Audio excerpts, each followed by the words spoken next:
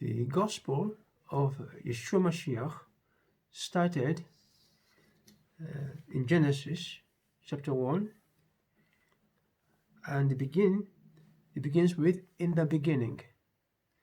In the beginning, God created the heavens and the earth. The emphasis is in the beginning, because if you miss the beginning, you will surely miss the end. You will know what will happen in the end.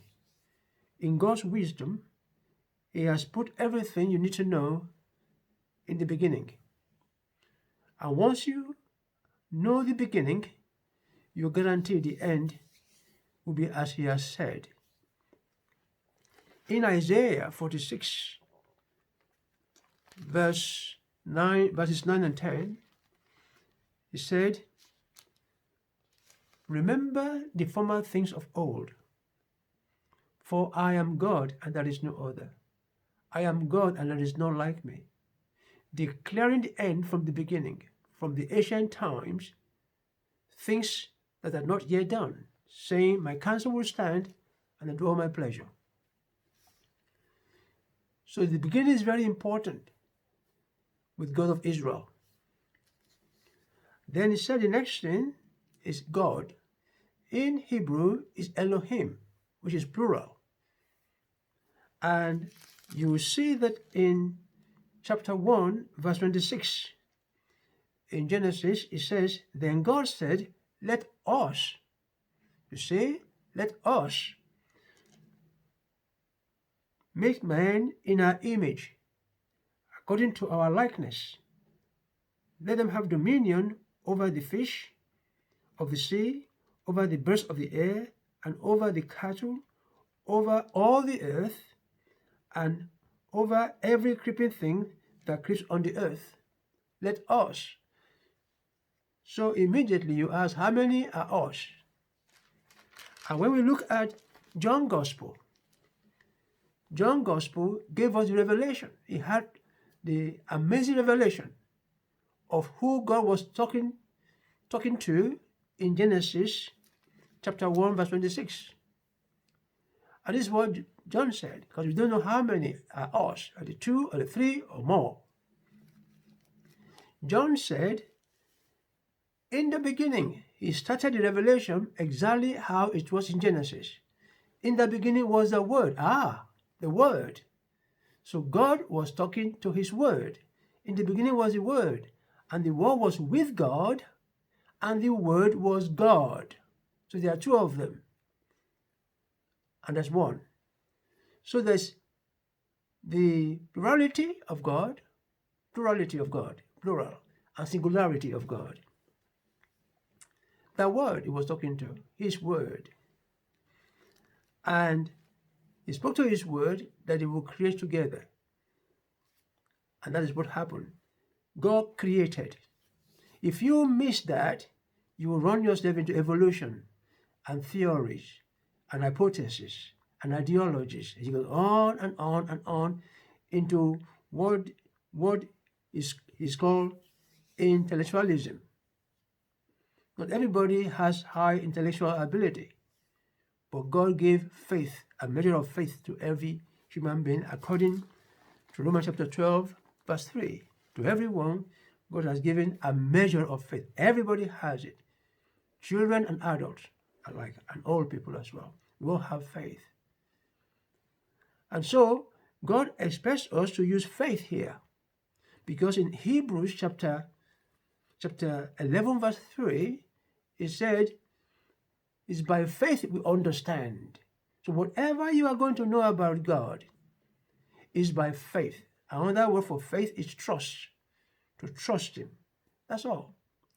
To want to walk yourself around God, you will never make it. He has put the access to Him on faith. And God has made it possible for us to understand that the two of them, the Father and the Son, because the Word became the Son, according to John, when John said, in the beginning was the Word, and the Word was with God, and the Word was God. He was in the beginning with God, and all things were made through Him.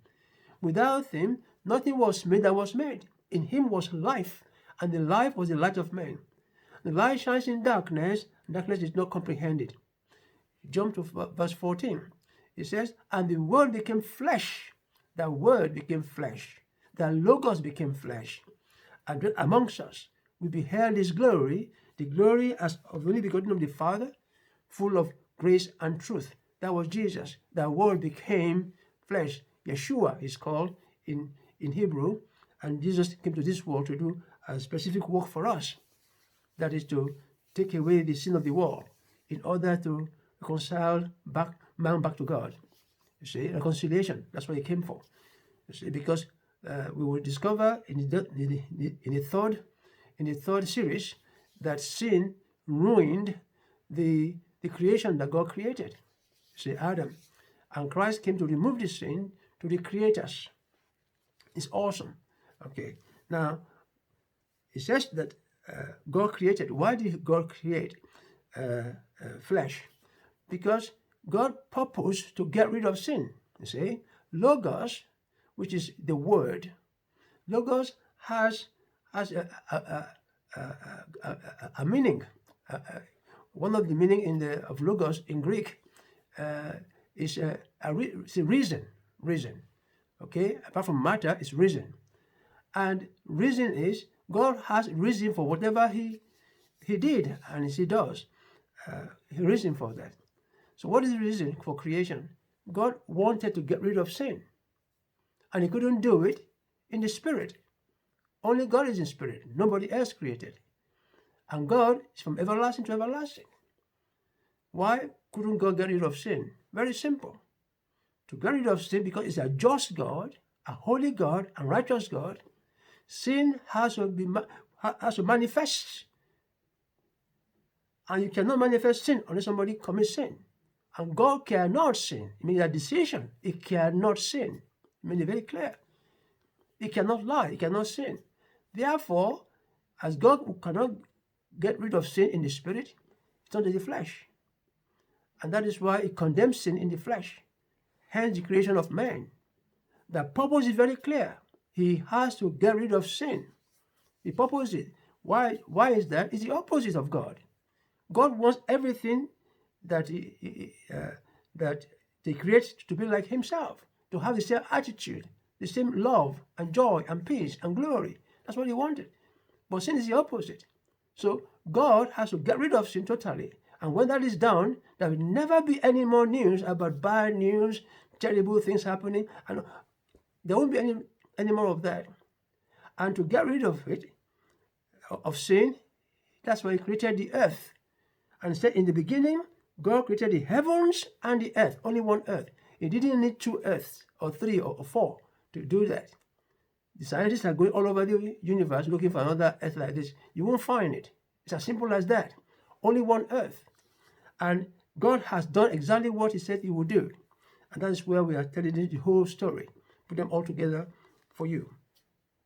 So, there is the plurality of God and singularity of God. It's plural and singular. He said, hear you, Israel, the Lord your Elohim, the Lord is one. So the creation of the world, we are told that, and the next thing is we're told about the darkness was over the face of the deep. That tells you what the scripture says here is that the earth was without form and void, and there was darkness. Darkness is when light has departed, and God is light. So there must be a reason why God departed from the situation here, and there was without form and void. Without form and void in Hebrew language is what is called tohu and bohu, total destruction. We made the world in a state of total destruction. And you know very well, God will destroy nothing that he has created unless sin has taken over. With that statement, just one sentence, we knew immediately there are beings before Adam, and they allow sin to rule over them, and God rid of them and destroy it. But you have to wait and see whether they will change. God needed only one person. That's what one person that will do his will. And that's what he does. See? And God is a perfect God, a holy God. When people refuse, because he gave them the right to live a holy life, gave them the free will. If they choose their free will to do their own thing, he removes them. So all over again. We have no idea how many times God destroyed the earth. No idea at all. But what we know is in the Bible, twice he destroyed the earth. The second time we saw here is Noah time. And we'll see that as we go on.